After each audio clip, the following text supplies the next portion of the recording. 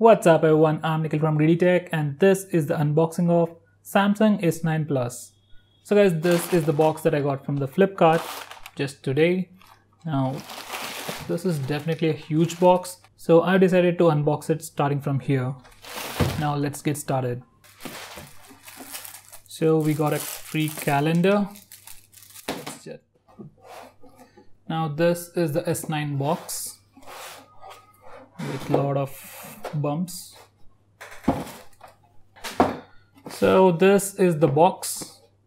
Well, definitely looks different from other unboxing videos. Now let me open it up.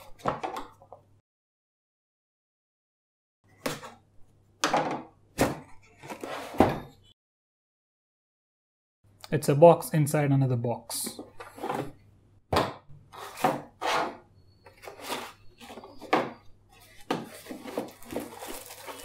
Wow, I think we got a journal for ourselves.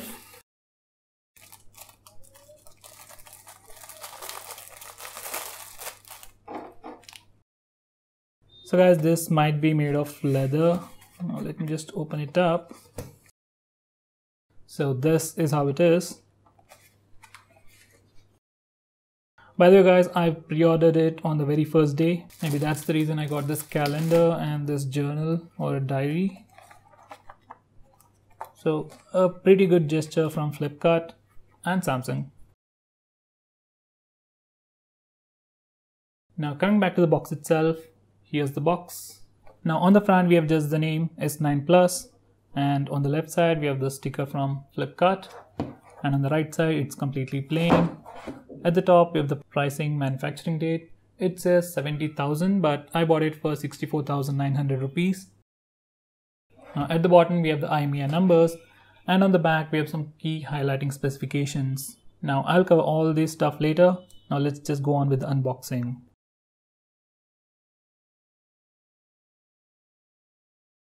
We have another seal over here.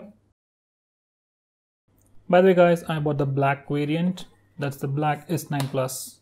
Now on the top we have this metal box. Inside that, first we have the SIM card ejector. So here's the SIM card ejector, the same design we have been seeing for many years. Next we have a soft silicone pouch along with some documentation. Now this is the warranty card and a quick start guide. And this is a soft silicone pouch. Now it is slightly transparent. I wish Samsung would have given us a black color silicone pouch like Xiaomi did with the Redmi Note 5. Anyway, going on next, we have the phone itself. So we'll come back to the phone later in just a few minutes. Let's check out the other contents. So first we have the adaptive fast charger. This is a Qualcomm 2.0 supported quick charger. Next we have this Type-C to USB converter or adapter, which is really a nice thing from Samsung. They even did it for the S8 too. Next, under this hood we have the USB Type-C charging cable. So there we go.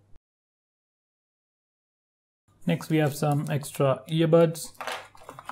And finally the headset from AKG. And it also comes with an inline mic. I'll let you know about the audio experience in my complete review. So guys, these were all the contents of the box. Well, except for the journal and calendar, nothing really surprised me. Now let's come back to the phone itself. So this is the S9 Plus.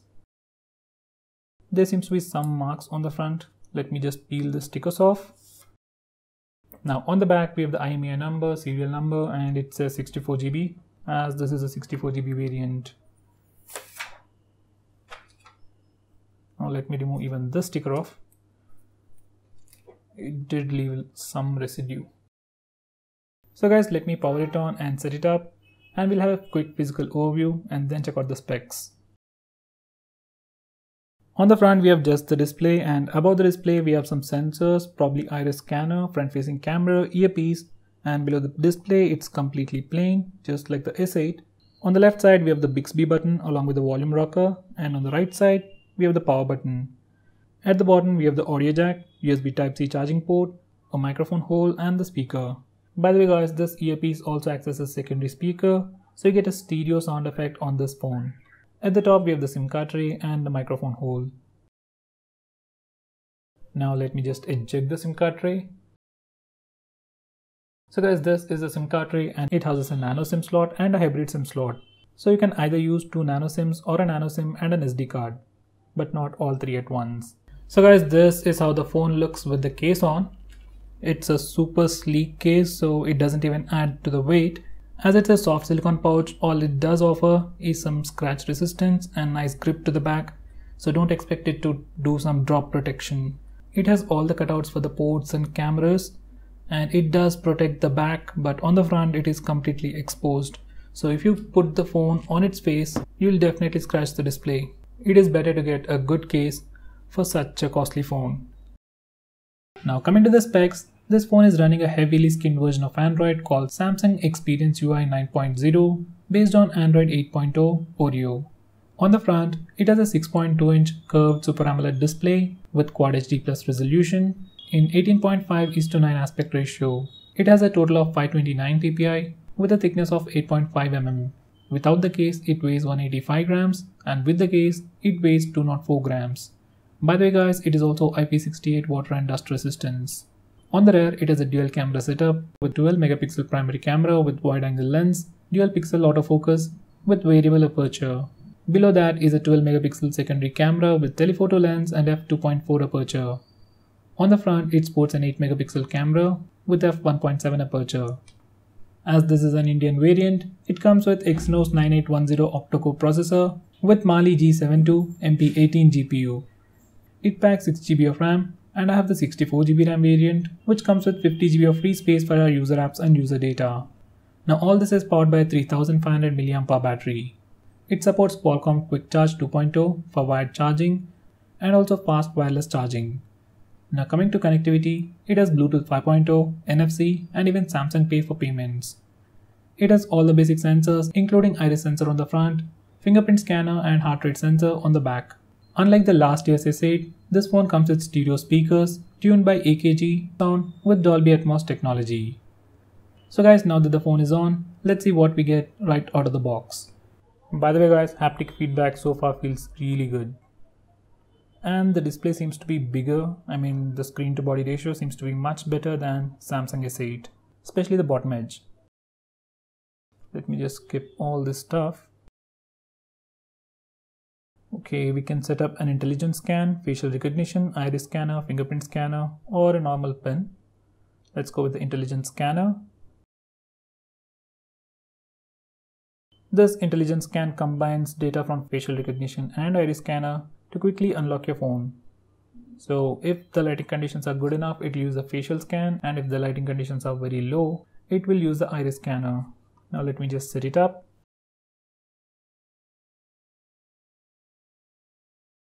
So guys, now everything is set up, and this is the stock or default home launcher. That's from the Samsung Experience. Let me just mute the phone.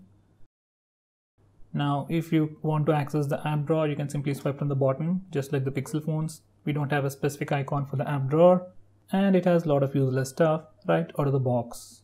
If you swipe to the left side, we can still access Bixby, or we can use this button on the left side. Now let me just quickly go to settings and check the about page. Now software information. So this phone is running Android 8.0.0 right out of the box with Samsung Experience version 9.0. It even has a January 2018 security patch. That's pretty good, but this is already March. So this is the Oreo. Now let's check out the storage. This is the 64GB variant, and this phone should have somewhere around 54GB of free space. So guys, out of the 64GB of storage, we get around 50GB for our user apps and user data, and we can use the SD card up to 400GB to expand the storage, just in case if you're going to use only one SIM on this phone. Now let's go back. Now let's check out the memory.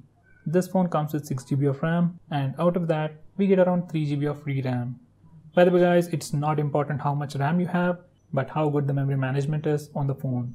And Samsung phones have been pretty bad at it. So this is the new camera interface of Samsung Experience 9.0. where we can change between different modes by simply swiping to the left or right, just like the iPhones and the Oppo Vivo phones. Now this is the auto mode or the default mode that many of you use, and if you want to quickly switch to the secondary camera with telephoto lens, just click this button over here. Now if you want to take portrait shots, on Samsung it's called live focus. Simply swipe to the right side and over here we have the live focus mode, and on Samsung we can even change the blur effect, the amount of blurred background you get. So that's really cool.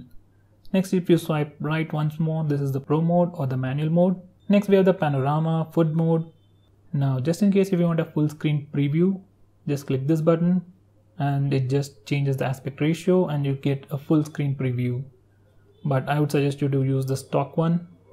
Now let's check out the settings. Now over here we have the settings for the front camera and rear camera.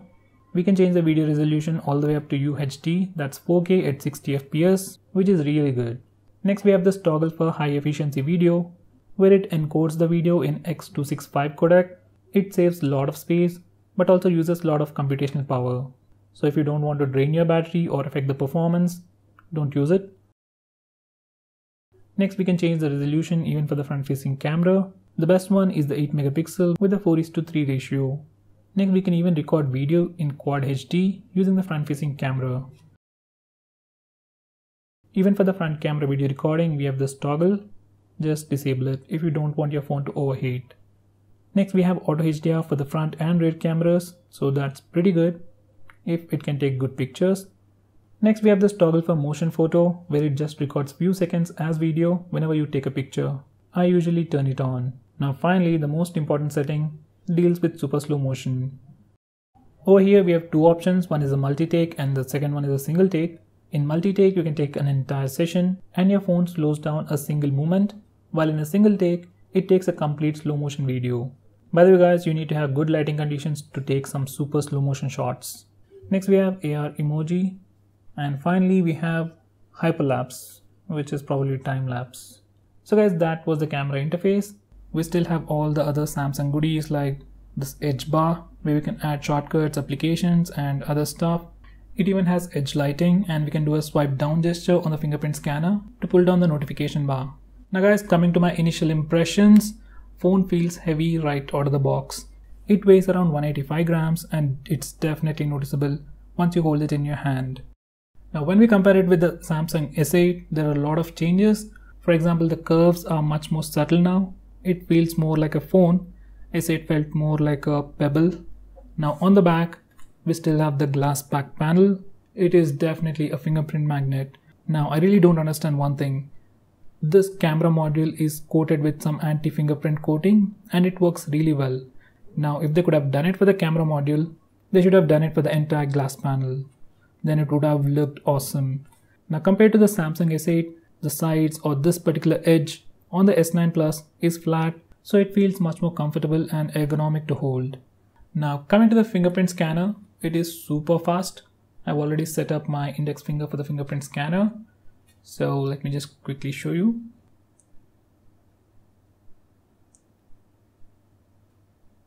So it is super fast and it's a great thing.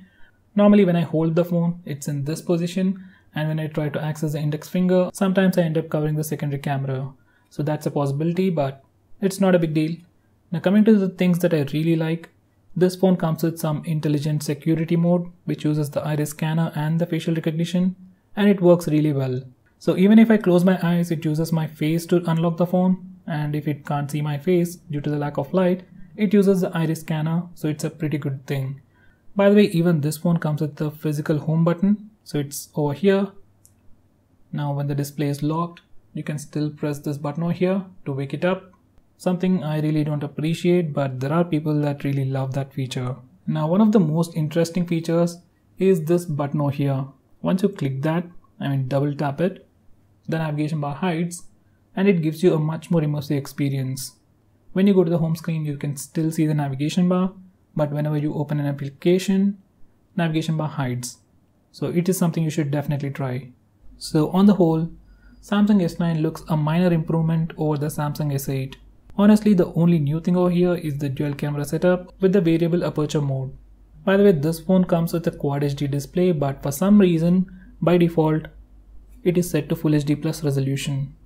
Now, if you can't use the best screen in the world at the top resolution, what's the point of having a Quad HD display on this phone? So guys, that was the unboxing and some quick impressions of the Samsung S9 Plus. If you are interested in buying this phone, use the link in the description. It really helps the channel. If you want us to make any specific video, tweet out to us with the hashtag AskGreedyTech on Twitter and we will try to make it as soon as possible. If you like this video, hit that like button and subscribe to our channel to see more cool videos on tech. I'm Nikhil from GreedyTech signing off. Have a nice day.